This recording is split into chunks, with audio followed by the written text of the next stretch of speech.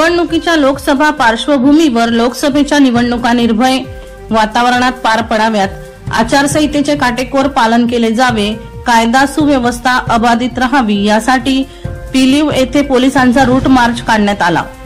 सोलापूर जिल्हा ग्रामीण भागाचे पोलीस अधीक्षक गिरीश देशपांडे यांच्या मार्गदर्शनाखाली अकलूज विभागाचे पोलीस उप अधीक्षक शिरगावकर, माळशिरस तालुका पोलीस स्टेशनचे पोलीस निरीक्षक नारायण पवार, पिलीव आउट पोस्टचे पोलीस उपनिरीक्षक दत्तात्रय मोहिते व पोलीस कर्मचारी यांनी पिलीव बस स्थानकावरील दूर क्षेत्राच्या कार्यालयापासून पिलीव बाजारपेठेतून वेशीपर्यंत रूट मार्च काढला।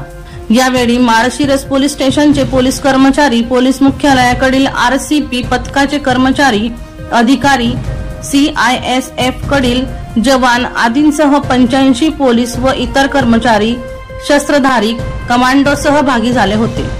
यावेळी माळशिरस तालुका पोलीस स्टेशनचे पोलीस निरीक्षक नारायण पवार, पिलीव आउट पोस्टचे उपनिरीक्षक एपीआय दत्तात्रय मोहिते, पोलीस कर्मचारी धनाजी झगडे, सतीश धुमाळ, अमित जाधव, मनसूर नताफ यांनी नियोजन केले। यावेळी 85 पोलीस कर्मचाऱ्यांनी रूट मार्च करून संचलन केले।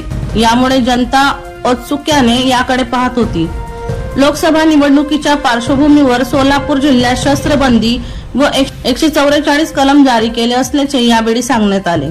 सार्वजनिक शांततेचा आचारसंहितेचा भंग करणाऱ्यांवर कठोर कायदेशीर कारवाई केली जाईल।